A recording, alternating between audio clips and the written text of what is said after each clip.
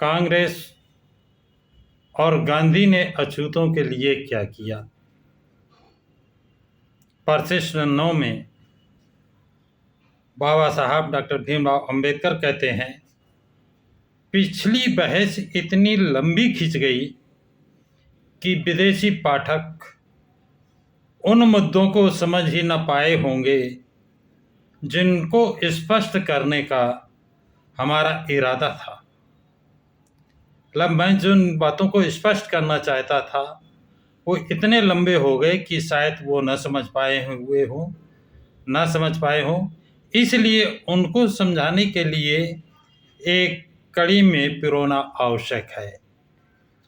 तो साथियों, भारत में लोकतंत्र की स्थापना के इच्छुक लोगों को जिन मुख्य समस्याओं का सामना करना पड़ सकता है वो निम्न है। कौन कौन समस्याएं से हो सकती हैं? जैसे नंबर 1, भारत में शासक जातियों की स्थिति। ये समझना होगा भारत में शासक जातियों की स्थिति क्या है। नंबर 2, मेहनतकश जातियों के प्रति शासक जातियों का लक्ष्य और उद्देश्य। बहुत ही महत्वपूर्ण प्रश्न है। नंबर 2, मेहनतकश जो जातियां हैं भारत की, उनके प्रति शासक जातियों का क्या लक्ष्य है और क्या उद्देश्य है। क्या वास्तव में वो चाहते हैं कि उनको समानता का अधिकार मिले, वो समान नागरिक बने, उनको सभी अधिकारों में सभी तरह के अधिकार मिले, अस्पृश्यता का अंत हो, आदि आदि बहुत चीज़ें हैं, इनको जानना बहुत आवश्यक है। नंबर 3, मेहनतकश जातियों द्वारा संवैधानिक संरक्षण की मांग का औचित्य। बाबा साहब कहते हैं, मेहनतकश जातियां जो संवैधानिक संरक्षण की मांग करती हैं उसके औचित्य पर विचार भी करना पड़ेगा। क्या बगैर संवैधानिक संरक्षण के वो अपनी प्रगति कर पाएंगे? क्या शासक जातियां उनको प्रगति करने देंगी? उनके मार्ग में बाधक नहीं बनेगी? आज बहुत से प्रश्न खड़े होते हैं। ये तीसरे पॉइंट में बाबा साहब कह रहे हैं। चौथा नंबर पर बाबा साहब कहते हैं, शासक जातियों के कांग्रेस से संबंध। कि शासक जातियों का कांग्रेस से क्या संबंध है। आप सभी को साथियों याद होगा, पहले बाबा साहब बता चुके हैं कि शासक जातियों ने किस तरह कांग्रेस पर कब्जा कर रखा है, उनका हित कांग्रेस में ही समाहित है। अब आगे देखते हैं क्या बात आती है सामने, बाबा साहब किन किन मुद्दों को उठाते हैं, उनको जानना बहुत ही आवश्यक और ज़रूरी है। तो साथियों, पहले मुद्दे के बारे में तर्क यह है कि भारत के शासक जातियों की स्थिति संसार के अन्य भागों से भिन्न है। बाबा साहब क्लियर कहते हैं, भारत की शासक जातियां अन्य देशों की शासक जातियों से यहाँ की स्थिति अलग है। जैसे जापान का उदाहरण बाबा साहब ने दिया था। जापान की शासक जातियों ने आंदोलन होने पर सभी जातियों को समान अधिकार देने की बात कह दी और अपना एकाधिकार छोड़ दिया था। आगे बाबा साहब कहते हैं, इनकी भिन्नताओं को समझ पाना सरल नहीं है। इनकी जो भिन्नता है, अलग अलग विचार हैं, उनको समझ पाना बहुत सरल नहीं है। ना ही लिखित अभिव्यक्ति उद्देश्य को पूरा कर सकती है। शायद व्याकरण के संयोजन और वियोजन चिन्हों का उदाहरण स्थिति स्पष्ट कर सकता है। संयोजन और वियोजन चिन्हों को समझने में कोई भूल नहीं कर सकता है। बाबा साहब कहते हैं कि संयोजन और वियोजन के चिन्हों को भूल नहीं कर सकता है समझने में। वियोजक विभाजन करता है परंतु कहीं भी संयोजन नहीं करता है। बाबा साहब कहते हैं, विभाजन तो करता है लेकिन संगठित कहीं नहीं करता है, संघ कहीं नहीं बनाता है। संयोजन में दोनों गुण हैं। संयोजक में दोनों गुण हैं। यह वाक्य को विभाजित करता है और संयोजित भी। भारत के शासक जातियों और मेहनतकश जातियों के बीच वियोजक चिन्ह है जो दोनों को विभाजित करता है। देखिए बाबा साहब कितनी बड़ी बात कह रहे हैं, उसे समझने की आवश्यकता है। भारत की जो शासक जातियां हैं और मेहनतकश जातियों को वियोजक चिन्ह है, उन्हें विभाजित तो करता है, लेकिन अन्य देशों के चिन्ह, अन्य देशों में संयोजक चिन्ह है, वहाँ उन्हें संगठित करते हैं। लेकिन भारत में भारत की शासक जातियाँ उन्हें विभाजित करती हैं।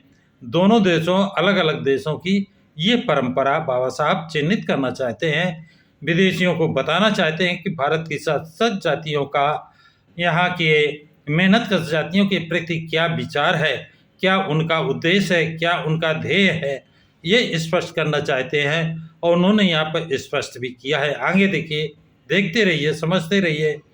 इससे ये निष्कर्ष निकलता है कि अंतर बहुत निर्णायक है, कि अंतर जो दोनों में अंतर है, डिफरेंस जो है वो निर्णायक है, बहुत अलग अलग है। अन्य देशों में शासक वर्ग के बराबर घटबढ़ होती रहती है। बाबा साहब कहते हैं अन्य देशों में भी शासक वर्ग में घटते बढ़ते रहते हैं। जैसे कोई वर्ग उच्च स्थान से हट जाता है तो नीचे से दूसरा वर्ग उसकी जगह ले लेता है। यानी एक वर्ग, शासक वर्ग अगर हटता है तो उसके नीचे जो होता है वो शासन का स्थान ले लेता है। जो अपना स्तर ऊंचा उठा लेता है वो नीचे से ऊपर आकर उसका स्तर ऊंचा उठ जाता है। भारत की शासक जातियों के चारों ओर लक्ष्मण रेखा खींची है, बाबा साहब कहते हैं। लेकिन भारत में ऐसा नहीं है, क्योंकि भारत की शासक जातियों के चारों तरफ लक्ष्मण रेखा खींची हुई है, जिससे उन्हें जन्म से मृत्यु तक वहीं रहना है। जन्म से मृत्यु तक अलग हमेशा उनको वहीं रहना है। वो लक्ष्मण रेखा ना वो पार कर सकते हैं, ना उनकी जगह पर कोई दूसरा जा सकता है, ना दूसरा स्थान ले सकता है। वो काम अच्छे करें या बुरे करें, उनको जगह नहीं बदलनी है। आगे कहते हैं बाबा साहब, जिनका जन्म इस वर्ग में नहीं हुआ है वो इस परिधि में घुस भी नहीं सकते हैं। यानी जिनका जन्म इस परिधि में, मतलब शासक वर्ग में नहीं हुआ है, वो शासक वर्ग में नहीं प्रवेश कर सकते हैं, नहीं जा सकते हैं। अन्य देशों में ऐसी परिधि नहीं है। बाबा साहब यहाँ कहते हैं अन्य देशों में ऐसी कोई लक्ष्मण रेखा नहीं है कि शासक वर्ग और दूसरों के बीच सामाजिक अंतराल हो, कि शासक वर्ग और सामाजिक वर्ग में इतनी दूरियां हो, इतना बड़ा अंतर हो। उन देशों की मानसिकता में समायोजन भाव है, जिनके कारण शासक वर्ग शासित वर्ग के प्रति इतना हठधर्मी नहीं है। समझने की बात है, उन देशों की मानसिकता का समायोजन भाव है, यानी दूसरे देशों में समायोजन, एक दूसरे को निर्वाह करते हैं, समायोजित करते हैं, ये उनमें भाव है। जबकि शासक वर्ग शासित वर्ग में इतना हठधर्मी नहीं है। हठधर्म है वो कि नहीं कोई हमारे बराबर नहीं आ सकता, ऐसा नहीं है। दूसरे शब्दों में अन्य देशों के शासक वर्ग की एक परिधि है, उसकी परंपराएं, समाज दर्शन और दृष्टिकोण मेहनतकश जातियों के प्रति कठोर है। वो परिधि अटूट है, उसमें प्रभुता और दासता का भेद गहराई से बैठा हुआ है, जिनके बीच संपन्नता और विपन्नता का स्थायी और स्पष्ट अंतर है। दूसरे शब्दों में भारत की शासक जातियां केवल असामाजिक ही नहीं बल्कि वो निश्चित रूप से समाज विरोधी हैं। देखिए, बाबा साहब दोनों का अंतर बताते हैं कि विदेशी शक्तियाँ क्या हैं, वो सख्त हैं, लेकिन वो एक दूसरे में समायोजित होने की भाव उनके अंदर है। जबकि भारत की शासक जातियाँ केवल असामाजिक ही नहीं, बाबा साहब कहते हैं असामाजिक ही नहीं बल्कि वो निश्चित रूप से समाज विरोधी हैं। समाज विरोधी हैं। बाबा साहब जोर देते हैं कि वो क्या हैं, समाज विरोधी हैं। तो उनसे उम्मीद करने की नहीं की जा सकती है जो समाज विरोधी हो। आगे बाबा साहब समझाने का प्रयास करते हैं। आइए देखिए, मेहनतकश जातियों के आरक्षण की मांग के पीछे आशय ये है कि शासक जातियों के अधिकारों पर सीमा लगाई जाए, जिसके रहते सरकारी तंत्र पर नियंत्रण कर लेते हैं। बाबा साहब कहते हैं कि शासक जातियों की सीमाओं पर नियम एक सीमा लगा दी जाए, क्योंकि वो सरकारी तंत्र पर पूरा कब्जा कर लेते हैं, और जब उनका कब्जा हो जाता है तो मेहनतकश जातियों को कोई हक अधिकार नहीं मिलने देते हैं। आगे बाबा साहब बताते हैं, शासक जातियां आरक्षण को बदनाम कर रही हैं। कौन बदनाम कर रही है आरक्षण को? शासक जातियां। क्यों बदनाम कर रही हैं? ताकि उन लोगों की आवाज़ को दबा दे। किनकी आवाज़ को? मेहनतकश की जातियों की जो आवाज़ उठा रहे हैं, उनकी आवाज़ को दबा देना चाहता है। कौन दबा देना चाहता है? शासक वर्ग की जातियां, जो उस पर जोर दे रहे हैं। वास्तविकता यह है कि आरक्षण बड़ी चीज़ है। बाबा साहब कहते हैं कि वास्तविकता ये है कि आरक्षण बड़ी चीज़ है, जिसे अमेरिका में उसे निगरानी और नियंत्रण कहते हैं, भारत में उसे आरक्षण कहते हैं। प्रत्येक संविधान में रहना आवश्यक है। बाबा साहब कहते हैं ये आरक्षण प्रत्येक संविधान में रहना आवश्यक है। भारत में उसे आरक्षण कहते हैं, अमेरिका में उसे निगरानी और नियंत्रण कहते हैं। चीज एक ही है, जिसे लोकतंत्र के शत्रु उस पर काबिज होकर न बैठ जाएं। आरक्षण होने से लोकतंत्र के जो शत्रु हैं, लोकतंत्र के जो विरोधी हैं, जो राजतंत्र के समर्थक हैं, वो उस पर कब्जा करके न बैठ जाएं, वो लोकतंत्र कायम न होने दें। इसलिए उन शासक जातियों के अधिकारों सीमित होने चाहिए, उनकी सीमाएं होनी चाहिए। बाबा साहब का कहना है, भारत की मेहनतकश जातियों द्वारा की जा रही मांग और अमेरिका के निगरानी और नियंत्रण लागू करने के दो मापदंड हो सकते हैं। पहला ये कि राजनीतिक संविधान और देश की सामाजिक संस्थाओं के बीच तालमेल हो। पहला ये कि राजनीतिक संविधान और देश की सामाजिक संस्थाओं के बीच में तालमेल हो। बाबा साहब का ऐसा मानना है, ऐसा कहना है। तभी वास्तविक लोकतंत्र बच सकता है। लोकतंत्र तभी बच सकता है अगर राजनीतिक संविधान नहीं होगा और सामाजिक संस्थाओं के बीच में तालमेल नहीं होगा, तो लोकतंत्र के लिए खतरा है। यदि दो देशों के बीच सामाजिक प्रथाएं भिन्न हैं, तो वहां निगरानी और नियंत्रण का मापदंड भी भिन्न रखना होगा। यदि वहां की सामाजिक प्रथाएं अलग अलग हैं, तो वहाँ निगरानी और नियंत्रण भी अलग अलग भिन्न भिन्न होगा। उदाहरण के लिए, जो देश जात पात की व्यवस्था से ग्रस्त है, बाबा साहब कहते हैं जो देश, उदाहरण देते हैं, जो देश जात पात की व्यवस्था से ग्रस्त है, वहाँ उन देशों से भिन्न निगरानी और नियंत्रण की आवश्यकता है। जहाँ पर जात पात से ग्रस्त नहीं है, मानव में भेद नहीं है, वहाँ से, और जिस देश में जात पात है, मानव एक समान नहीं है, मानव में भिन्नता है, तो वहाँ निगरानी और नियंत्रण में भिन्नता की आवश्यकता है। जहाँ पर सामाजिक लोकतंत्र की भावना मौजूद है।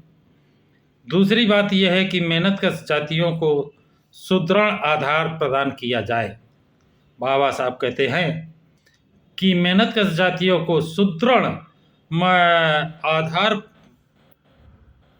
प्रदान किया जाए। मजबूत आधार, कानूनी अधिकार, संवैधानिक अधिकार, लीगल संवैधानिक अधिकार, राजनीतिक अधिकार दिए जाएं, ताकि वो अधिकार संपन्न शासक वर्ग के दमन से बचे रहें। अगर उनको ये अधिकार नहीं दिए जाएंगे तो शासक वर्ग उनका दमन करेंगे, उनके अधिकार छीन लेंगे। अगर उन्हें शासक सुदृढ़ अधिकार देकर सुदृढ़ नहीं बनाया जाएगा, तो कुछ देशों में मेहनतकश वर्गों के लिए वैक्स मताधिकार की काफ़ी है, जिससे वो प्रशासन वर्ग में स्वयं सुरक्षित रह सकते हैं। कुछ देशों में, बाबा साहब का कहना है, कुछ देशों में मेहनतकश जातियों के लिए वैक्स मताधिकार ही काफ़ी है, जिससे वो प्रशासन वर्ग में स्वयं सुरक्षित रह सकते हैं, क्योंकि वहाँ उनमें मानव में भेद नहीं है। इसलिए वहाँ सिर्फ व्यक्ति मताधिकार ही काफ़ी है। भारत में अन्य देशों के विपरीत, देखिए बाबा साहब इंगित कर रहे हैं, बता रहे हैं, भारत में अन्य देशों के विपरीत, दूसरे देशों के उल्टा यहाँ पर शासक जातियाँ सर्वशक्तिमान और इतनी सर्वव्यापी हैं कि व्यक्ति मताधिकार के साथ साथ अन्य उपाय भी आवश्यक है। बाबा साहब यहाँ क्लियर कर रहे हैं, भारत की शासक जातियाँ, भारत की अन्य देशों के विपरीत यहाँ की शासक जातियाँ सर्वशक्तिमान हैं, बहुत शक्ति वाले हैं और इतनी सर्वव्यापी हैं, उनके हाथों में इतनी ताकत है कि व्यक्ति मताधिकार सिर्फ बेकार है।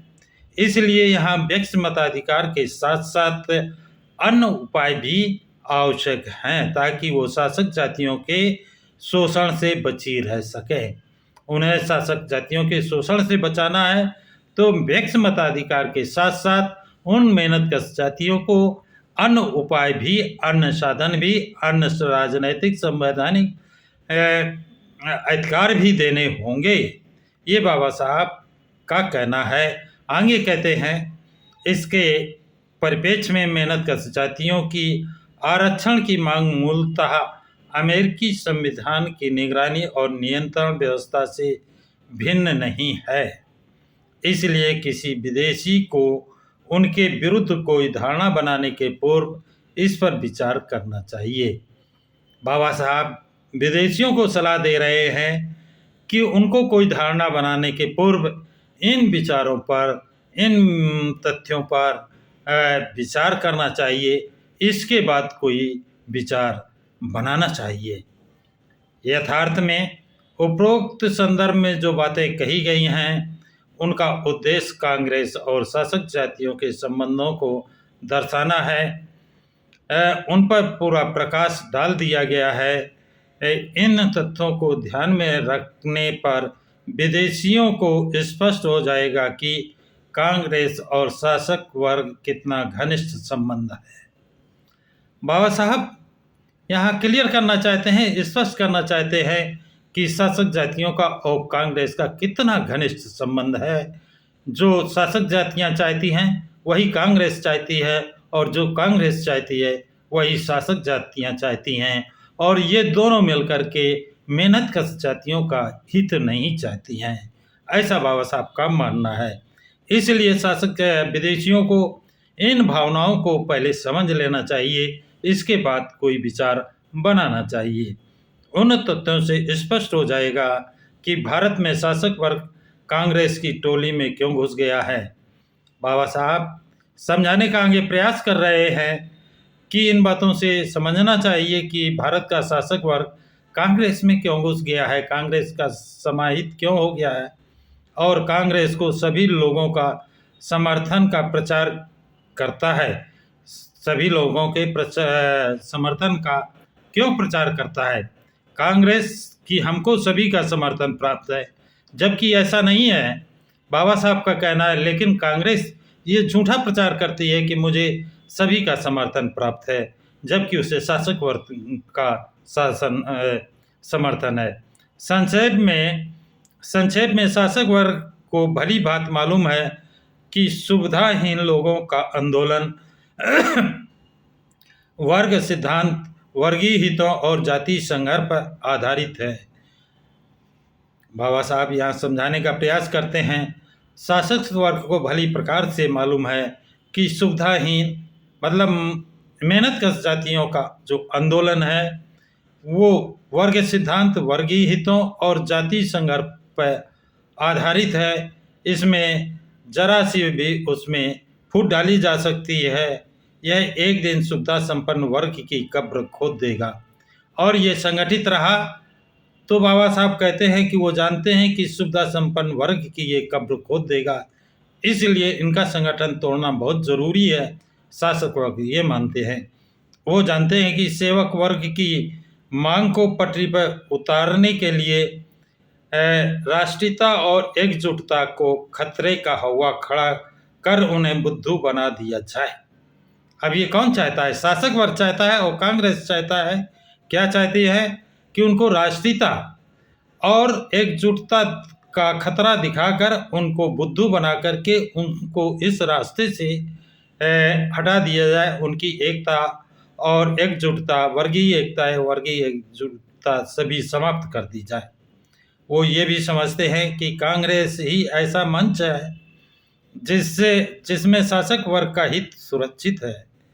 शासक वर्ग क्या समझता है कि कांग्रेस में ही उनका हित सुरक्षित है, क्योंकि यदि वो दल ऐसा है जिसके मंच पर अमीर, गरीब, ब्राह्मण, गैर ब्राह्मण, जमींदार और आसामी, महाजन और कर्जदार के बीच में विवाद पर तुषाराघात करके संघर्ष की ओर ध्यान बटाया जा सकता है, तो वह एकमात्र कांग्रेस है। कांग्रेस ही वो मंच है जहां से देशभक्ति और राष्ट्रीय एकता का झंडा फहराकर उसका हित साधन किया जा सकता है। कांग्रेस ही एक ऐसा साधन है शासक वर्ग के लिए कि उनको देशभक्ति और राष्ट्रीय एकता का झंडा फहरा करके, नारा दे करके हित साधन का उद्देश्य देकर उनको अधिकार विहीन किया जा सकता है।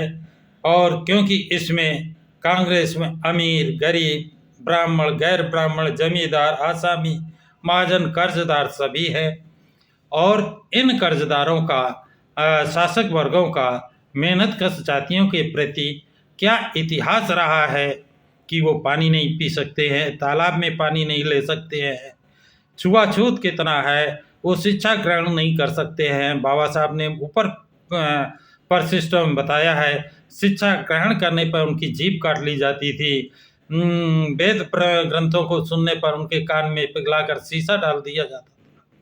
जैसे जघन्य अपराध घोषित किए गए थे, तो ये यहाँ के भारत के शासक वर्ग जातियों का काम था। इन चीज़ों को बाबा साहब विदेशी लोगों को समझाने का प्रयास कर रहे हैं। अब देखिए आगे बाबा साहब क्या कहते हैं। यदि विदेशी इन विचारों को ध्यान से में रखेगा तो उसे समझ में आ जाएगा कि भारत की मेहनतकश जातियाँ कांग्रेस छाप स्वराज्य से क्यों प्रभावित नहीं हैं। बहुत बड़ी बात बाबा साहब कह रहे हैं। अगर जो मैंने ऊपर अन्य परिशिष्टों में जो बातें बताई हैं उनको विदेशी लोग अगर ध्यान देंगे, उनको समझ जाएंगे, तो उनके समझ में आ जाएगा कि भारत की मेहनतकश जातियाँ कांग्रेस छाप स्वराज्य से क्यों प्रभावित नहीं हैं।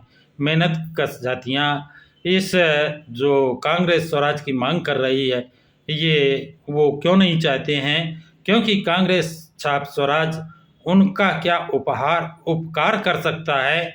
वो जानते हैं कि ये स्वराज उनका कोई उपकार नहीं कर सकता है। स्वराज उनका क्या उपकार कर सकता है, वो जानते हैं कि कांग्रेस छाप स्वराज में उनका भविष्य अंधकार में बना रहेगा। बाबा साहब स्पष्ट कर देते हैं, कहते हैं वो जानते हैं। कौन जानते हैं? मेहनतकश जातियाँ ये जानती हैं कांग्रेस छाप जो स्वराज कांग्रेस मांग कर रही है वो मिलने पर उनका भविष्य अंधकार में बना रहेगा। कांग्रेस छाप स्वराज या तो गांधीवाद की परिणति होगी या वैसा ही होगा जैसा शासक जातियाँ चाहती हैं। वही बात आ गई कि कांग्रेस क्या करेगी जो शासक जातियाँ चाहती है, और शासक जातियाँ क्या चाहती हैं? मेहनतकश जातियाँ हैं वो शिक्षा से दूर रहें, सरकारी नौकरियों से दूर रहें, वो सरकारी तालाब, नदी, नालों का पानी ना पी सकें, सड़क पर ना चल सकें, मंदिर, कुआं, तालाब में ना जा सकें, बाजार में ना जा सकें। ऐसे जो वो प्रतिबंध लगा रखे हैं उन प्रतिबंधों को वो लागू रखना चाहते हैं।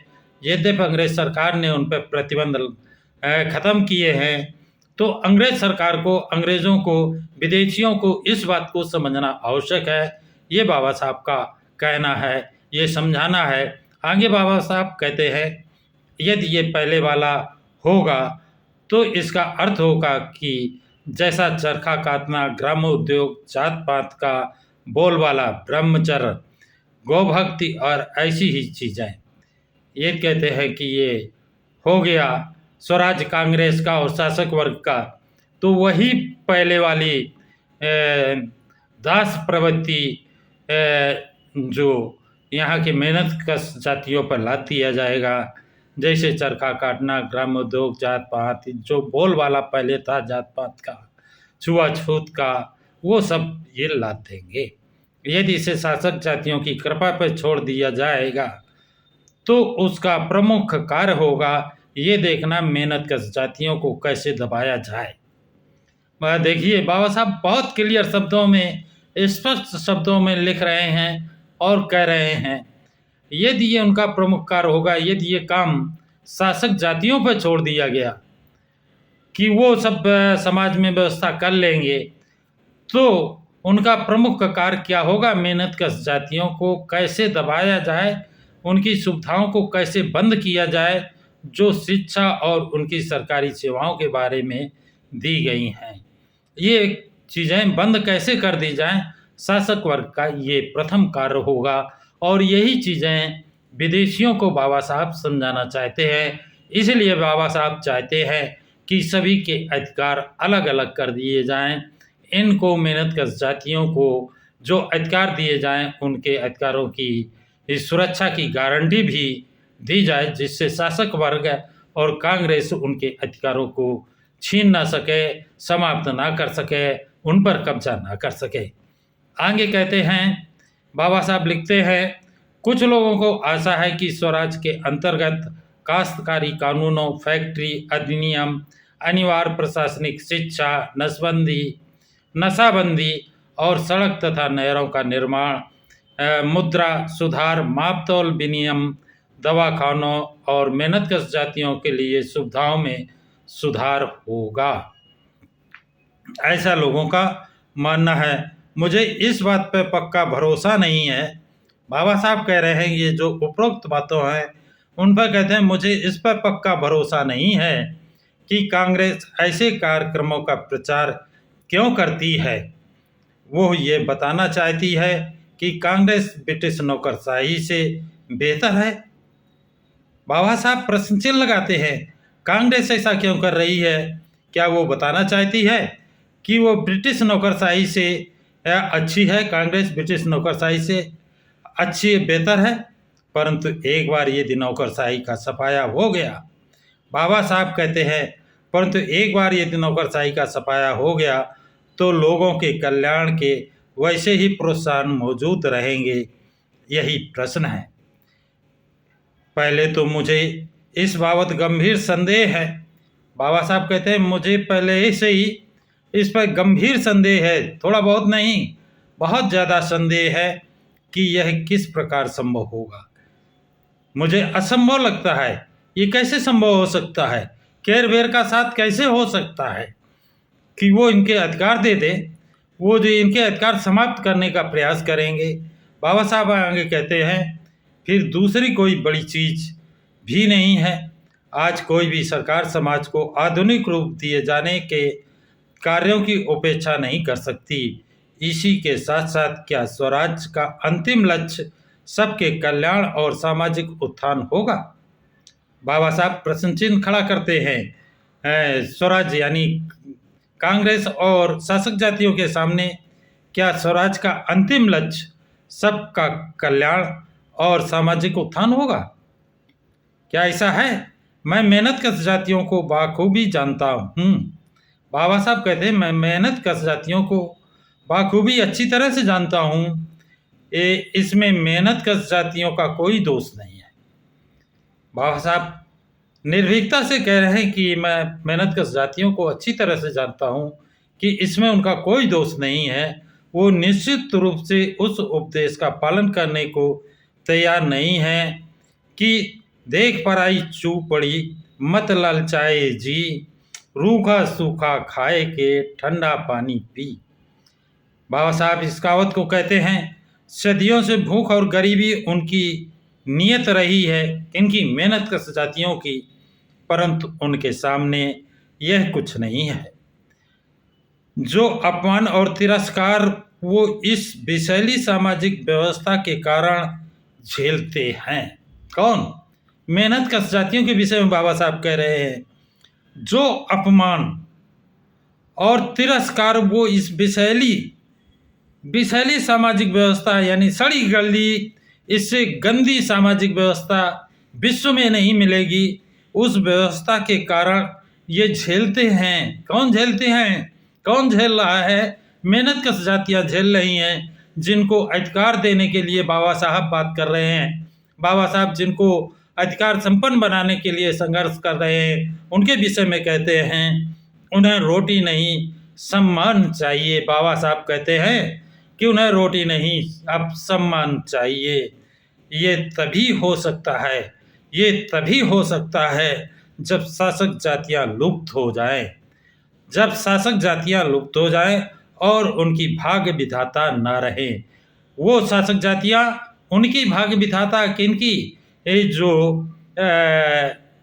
मेहनत कश जातियों की भाग्य विधाता ये शासक जातियाँ न रहें, वो स्वयं अपनी भाग्य विधाता बने।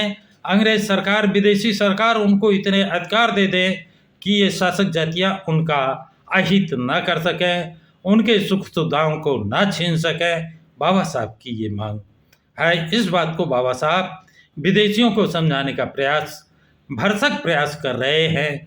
आगे बाबा साहब कहते हैं, मेहनत कश जातियों के सामने सवाल ये नहीं है, मेहनत कश जातियों के सामने सवाल ये नहीं है कि सुधार किया जाए।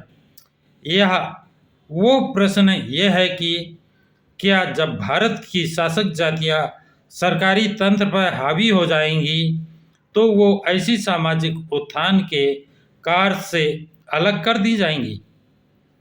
बहुत बड़ा प्रश्न, बहुत बड़ा प्रश्न चिन्ह लगाते हैं बाबा साहब। मेहनत कश जातियों ने सवाल यह है कि सुधार किया जाए, या वो प्रश्न ये है कि क्या जब भारत में शासक जातियाँ सरकारी तंत्र पर हावी हो जाएंगी, भारत की शासक जातियाँ सरकारी तंत्र पर हावी हो जाएंगी, पक्का अपने कब्जे में ले लेंगी, तो वो ऐसी सामाजिक उत्थान के कार्य को अलग कर दी जाएंगी? क्या वो सामाजिक उत्थान कार्य को अलग कर देंगी? इस प्रश्न का उत्तर इस पर निर्भर करता है। बाबा साहब उसका उत्तर भी दे रहे हैं। इस प्रश्न का उत्तर इस पर निर्भर करता है कि भारत की भावी संविधान में मेहनत कश जातियों के संरक्षण और सुरक्षा होगी या नहीं। ये इस बात पर निर्भर करेगा। बाबा साहब कहते हैं, बाबा साहब उत्तर भी देते हैं कि भारत का भावी संविधान, जो भविष्य में संविधान भारत का बनेगा, उसमें मेहनत कश जातियों के संरक्षण और सुरक्षा होगी या नहीं होगी, इस पर निर्भर करेगा। यदि संरक्षण रहे तो मेहनत कश के लिए ये संभव हो सकेगा कि कालांतर में वो, यदि संरक्षण रहे तो ये संभव हो सकेगा कि कालांतर में वो शासक जातियों को उनकी औकात बता दे।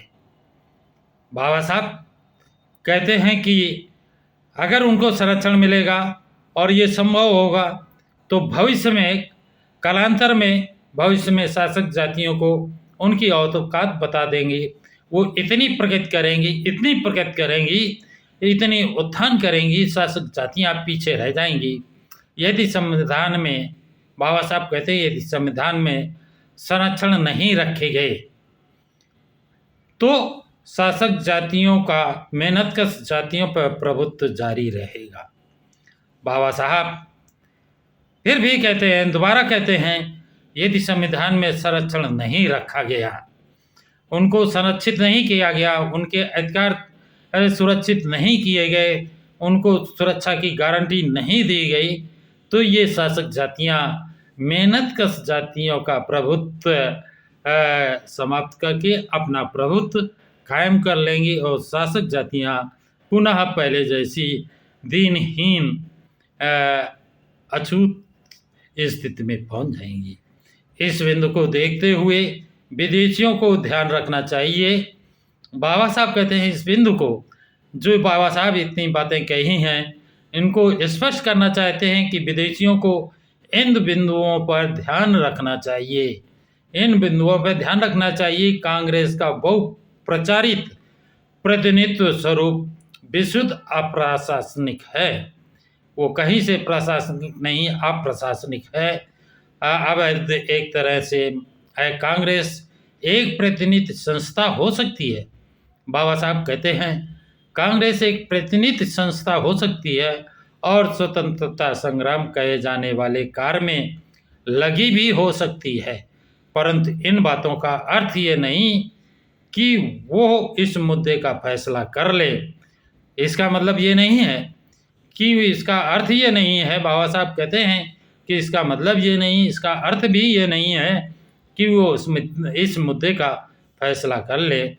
यदि कोई लोकतंत्र प्रेमी कांग्रेस का मित्र बनने के पूर्व ये मांग करे कि संविधान की रूपरेखा प्रस्तुत की जाए और इस बात से संतुष्ट हो जाए कि संविधान में ऐसी स्पष्ट और सकारात्मक व्यवस्था को कि मेहनतकश जातियों की सुरक्षा, संरक्षण, स्वतंत्रता और खुशहाली का मार्ग प्रशस्त हो, तो बाबा साहब कहते हैं कि संविधान की रूपरेखा प्रस्तुत की जाए।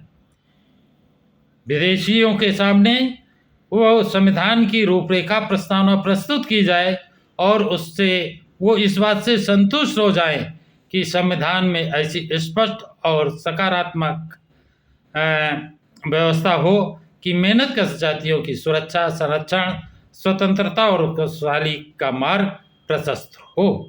वो भारत के संविधान की प्रस्तावना में आपको देखने को मिलेगी।